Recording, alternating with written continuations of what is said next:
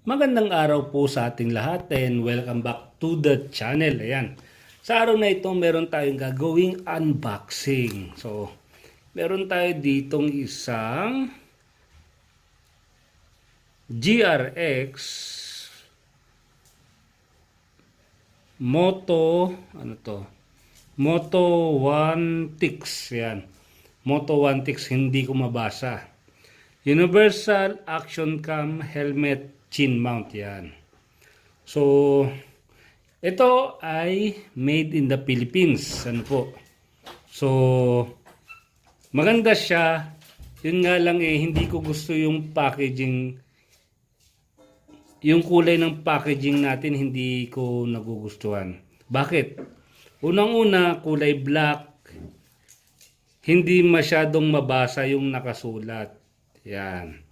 So, mas maganda siguro kung ginawa na lang nilang kulay white ito. And then, black yung nakasulat. And then, kulay red itong naandito. No. Mas maganda pang ganun. Kulay white yung packaging niya. Tapos, mas mabilis mabasa yung nakasulat. So, ito ay made in the Philippines. Itong helmet mount, chin mount ng ating action cam. So, gagamitin ko siya dito sa aking itong DI action cam. Dito natin siya gagamitin. Ngayon, buksan natin siya. So, ito ay made in the Philippines. Hindi kagaya ng ibang action cam mount na 3D printed. Ito ay solid na pagkakagawa.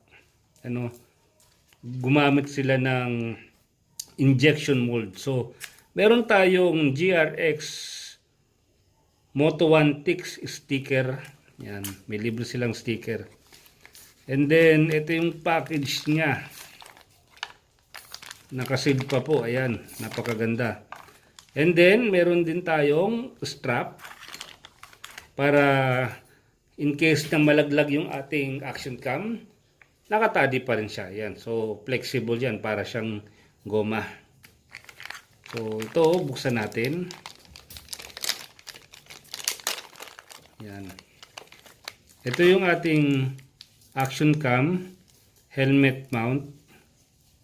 So, kahit anong helmet, sabi nila, magkakasya raw. So, solid po ito, no? Solid ang kanyang pagkakagawa. Hindi kagaya nung mga 3D printed na kapag isang laglag lang, bagsak. Ito, kapag binagsak mo yan, no? Kapag binagsak mo, matigas, matibay.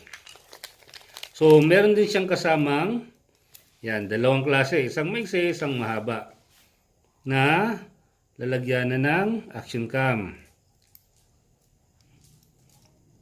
Tapos, meron siyang mga tornilyong kasama, stainless. Allen key nga pala yung ginamit nila. Yan.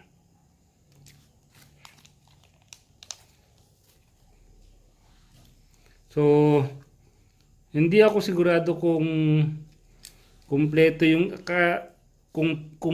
yung kasama sa package kasi yung isang mount ay kulang ng tornilyo ng Allen. Yan. Tingin ko kulang siya. Pero sealed naman yung ating packaging ng binuksan. Anyways, ang gagawin natin ay i-mount natin yung action cam dito sa ating action cam helmet chin mount. Yan. Diyan lang kayo. So, ito, kabit na natin yung ating action cam. Yan, naikabit ko na yung kanyang mounting. And then,